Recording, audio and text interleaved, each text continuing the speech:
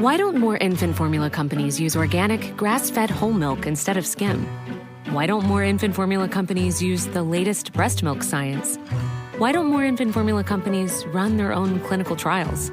Why don't more infant formula companies use more of the proteins found in breast milk? Why don't more infant formula companies have their own factories instead of outsourcing their manufacturing? We wondered the same thing. So we made ByHeart, a better formula for formula. Learn more at byheart.com.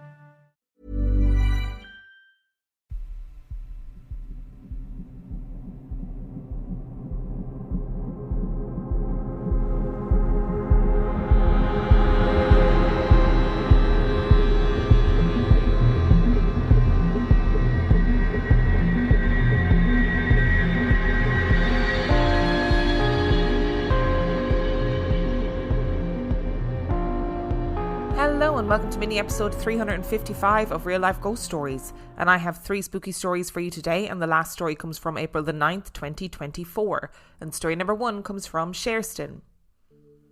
Your podcast was my banshee. While my family is Irish on my mother's side, I had never expected to have any sort of banshee warn me of an impending death, especially not a podcast, but here we are. I initially began listening to Real Life Ghost Stories in October, but really only listened through Halloween. Then, around Christmas, I picked up listening to your podcast again. You became my company on my commute to and from work, which is about an hour each way. I know, we Americans are wild. In my settings, I had it so the episodes would play in chronological order, starting with 31 Days of Terror, figuring I could catch up before listening to older episodes. But then one day in late January, the podcast began to act strangely. One day, as soon as the mini episode finished, a strange intro music began to play that I didn't recognise. I checked the screen and sure enough, I was still listening to Real Life Ghost Stories. But somehow it had landed on episode number 3, The Banshee. How strange, I thought. But since I was driving, I couldn't check the settings to see just how that had happened. When I got to work, I checked, just out of curiosity really, but my settings hadn't changed. It was supposed to be playing in chronological order. Over the next few weeks, I would select a recent episode, stubbornly trying to catch up to the new releases. And, like clockwork, as soon as the episode was finished, the podcast would jump to a random episode, every single one about banshees. As if that wasn't strange enough, after weeks of banshees, something changed. Spotify decided to play the episode where Dan warned the listener that her birth father only had a month to live. Something about it felt pointed and specific, especially since the podcast seemed to have a mind of its own lately. My grandmother's health hasn't been great for a while. In fact, my dad and his siblings were talking about either moving her into assisted living or moving her in with one of them. But her health wasn't bad, and yet I felt unsettled. I made a point of going to see her, even though it was a 3-hour drive both ways. I even encouraged my parents to do the same the next weekend, explaining to them that I felt something was coming. Less than a month after Dan's warning played in my car, my grandmother suddenly fell ill at the doctor's office and was rushed to the hospital. Her health spiralled, and just days later she was officially placed on hospice care. By the next Tuesday, she was gone. The night she passed away, I couldn't sleep. I knew without a doubt in my mind that she would be leaving soon. And so I lay in bed, staring into the darkness, wishing there was something more I could do. Between one breath and the next, I guess I fell asleep. Suddenly, I stepped into the familiar darkness of a house I'd been in hundreds of times. My grandma's house. It was quiet in the way the night is, hushed and still. And as I walked into her bedroom, my heart lurched. She looked so small, so fragile as she tossed in her sleep. Moving to her side, I gently took her hand in one of mine, and softly I began to sing to her, knowing that she loved it when I sang. Pieces of lullabies, hymns, whatever songs came to mind. All the while, my free hand stroked through her soft white curls. The last song I sang was You Are My Sunshine. With it came memories of sitting in the living room, just feet and years away, singing the same song with her dad, who had passed away nearly 20 years ago. I remembered the way she had smiled and tapped her foot along to the music as he and I belted out whatever song leaped from his fingers to the strings of the guitar. And just as I finished the last song, I started awake. Something was wrong. I could feel it in the air, in the murmur of the wind. No matter how hard I tried, I couldn't go back to sleep. My mind was filled with my grandmother. Then came my mother's quiet footsteps, the opening of my door, and the news my grandmother had passed in her sleep. If that had been all, it would have been enough. But a couple of days later, I got into the car to drive to work, and the podcast began to play the most recent episodes. Because at last, Spotify decided I could listen to the recent releases in peace. What happened literally made me have to pull over and take a few minutes to cry. One of the episodes I had missed involved grandmothers coming back to tell their granddaughter that they were all right, that they were still watching over her and loved her. And that episode also contained 2 key dates, November the 10th and 1988, my birthday. In that moment, I knew my grandma was letting me know that she was all right, that even if she was no longer with me physically, she would still be with me, that she still loves me. And I could not be more grateful for the part Real Life Ghost Stories played in getting me that message. Her death has been difficult, but somehow it was made easier by being warned of its coming. I had time to prepare, to tie up loose ends, but most importantly, I had time to go and see her. Those last few visits will forever be unspeakably precious to me. Kirstin, I'm really sorry that you lost your grandmother, but I think it's so beautiful that you were able to find her in the most unexpected ways after she was gone. After doing thousands of Real Life Ghost Stories, I do think that the universe works hard to tell us that things are coming, that things are happening, and that we need to prepare ourselves. And I'm so glad for you that you were able to spend that valuable time with her before she passed away. And I think that the connection that people have in life can sometimes come into play when somebody is at the end of their life. I think that in your dream, you somehow knew, I don't know how you knew, but that connection was there, that she was going to go and that she was going. And I think it's beautiful that you got to be there singing with her at the end. And story number 2 comes from Keith. My story occurred at my childhood home on the south side of Chicago. We lived there from as far back as I can remember until I was about 13. These incidents took place from about age 8 to 13, so it was in 1984 to 1989. From as far back as I could remember, I always hated the basement. I never went down there on my own, and I didn't even like going down to the landing, which was a problem because we always let our dog out the back door. But whenever I would let her out, I would always avoid looking down the stairs because for some reason I was frightened. When I was about 8 years old, I would wake up in the middle of the night to find myself standing on the landing, staring down the stairs to the basement. I never knew how I got there. Not only would I have to negotiate the stairs from the second floor, but we always had a gate between the dining room and kitchen to pen the dog in the kitchen for the night. The gate was short enough to step over, but tall enough so she couldn't jump over it.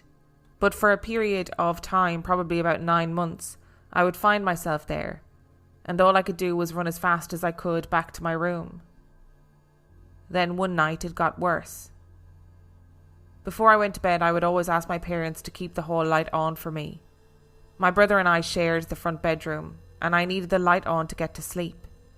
Then I needed my brother to close the door when he came to bed. One night I woke up in the middle of the night and I was laying in my bed. The hall light was off and the bedroom door was open. The only light coming into the room was from the street light coming in from the window over my bed.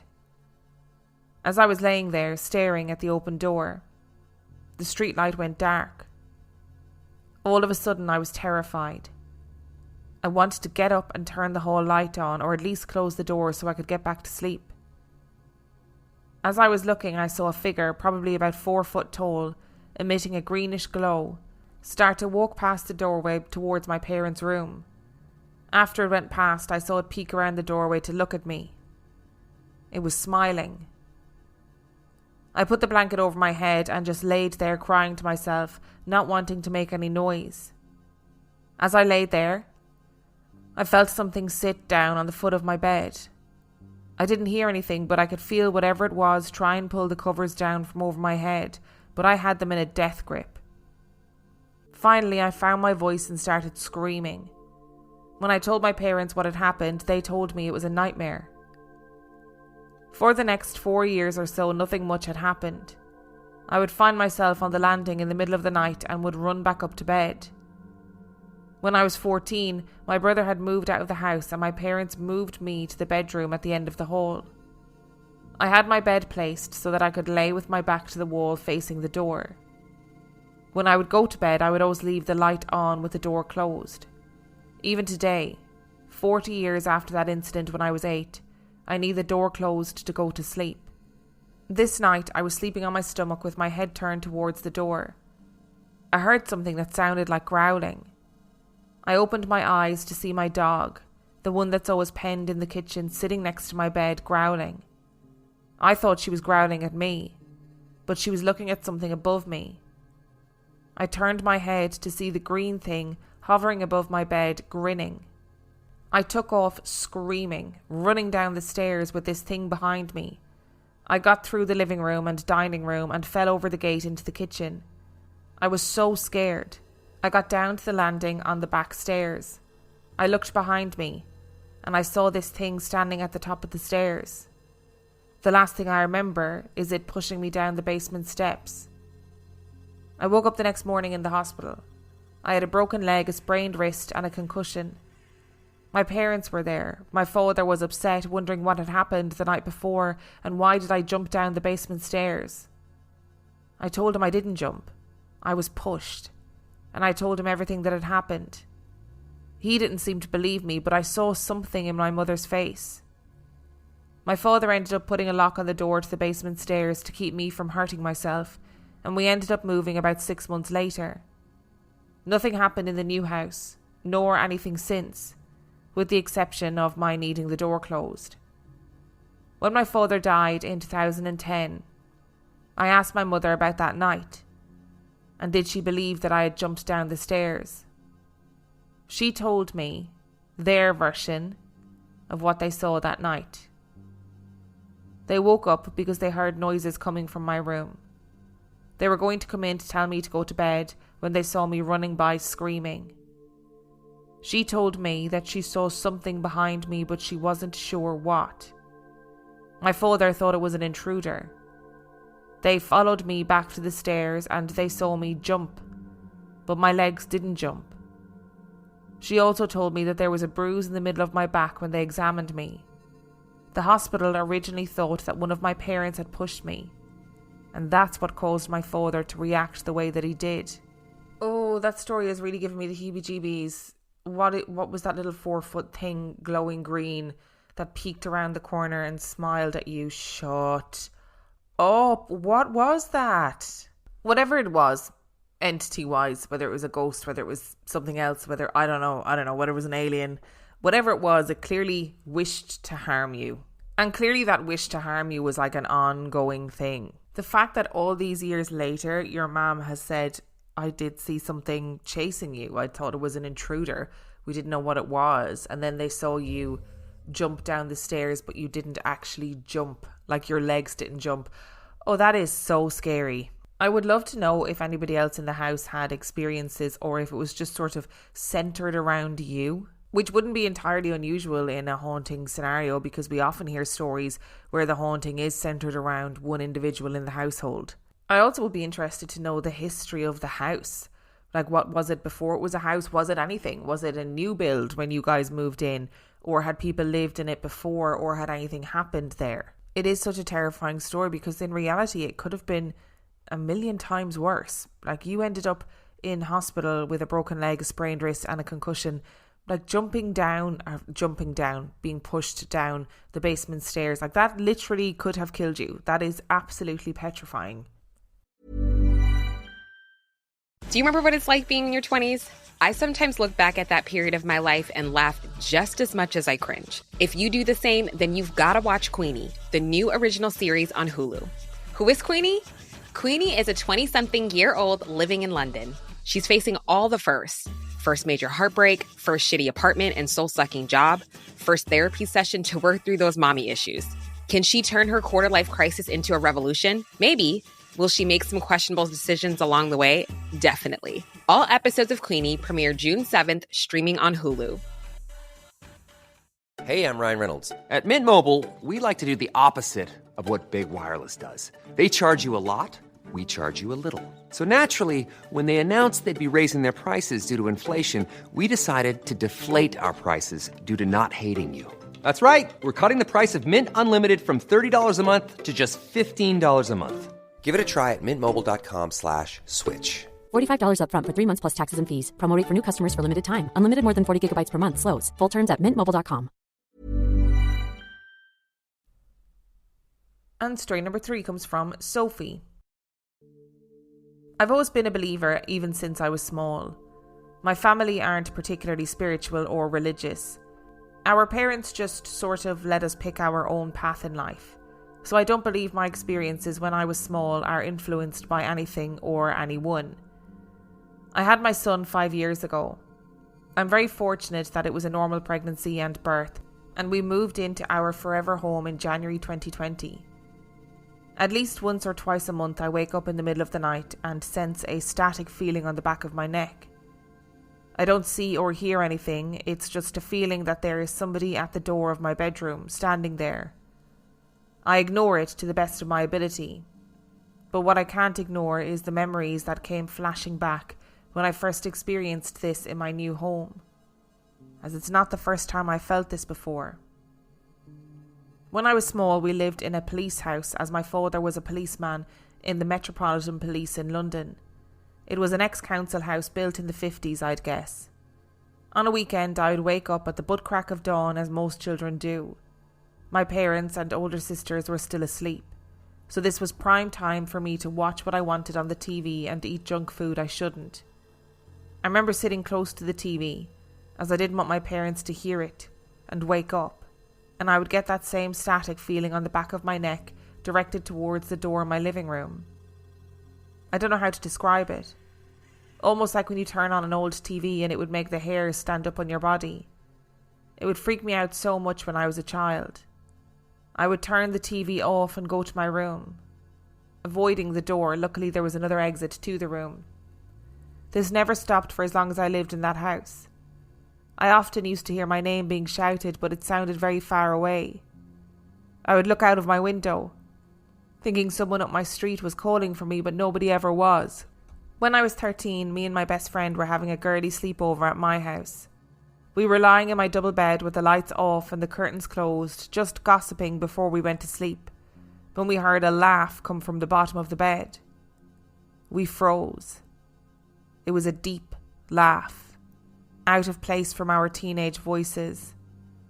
I was brave enough to crawl down the bed to the bottom and look over the foot of the bed to the floor. Just as a side note, 13-year-old Sophie was a badass because I would never do that now. We put the lamp on and somehow fell asleep, and I never heard that again. Fast forward back to now. I'm 29 years old in our forever home, experiencing the same sensations that I did when I was a child. My friend C popped over in the midst of the happenings, and unbeknownst to me, she was an empath and also practices mediumship. She told me that there is a very tall man who wanders in my hallway upstairs, sometimes to check on my son. He's not here to harm, and he's here to watch over. It reassured me a little bit also, but creeped me out that she verified what I'd been feeling. C further explained that he is a family member of mine who used to watch over me. I had not told her about my childhood experiences at this point, and it internally freaked me out that she mentioned that. A couple of days later, I was on the phone with my sister, who casually mentioned that she went to see a medium a couple of weeks ago. The medium said to my sister that we have a guardian who watches over us, and he's a very tall man. It's very comforting to think that a family member generations back is still looking over us all and making sure that we're okay. Okay, Sophie, look, I'm very happy for you that you have a guardian spirit. I'm very happy for you that this guardian spirit is clearly looking after you, and it is a very tall man. But just find a less freaky way to do it. Just watch over without making everybody feel uncomfortable. You know, I know that this entity is obviously invisible because you haven't actually physically seen them, but this entity has made you feel very uncomfortable, has made the hair stand up on the back of your neck like it's watching over you. And also the freaky laugh, I feel, was unnecessary. That is very unnecessary. And 13-year-old Sophie is clearly very brave, climbing down to the end of the bed to see if there was somebody or something there that made the laugh. That's terrifying.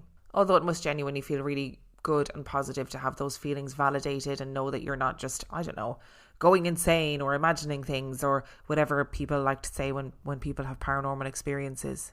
Again, though, I would like to point out that I do think if anybody from the afterlife is listening, whoever is doling out afterlife jobs, there needs to be some mandatory staff training about looking after your loved ones, being a guardian for your loved ones in as least an intrusive a manner as possible.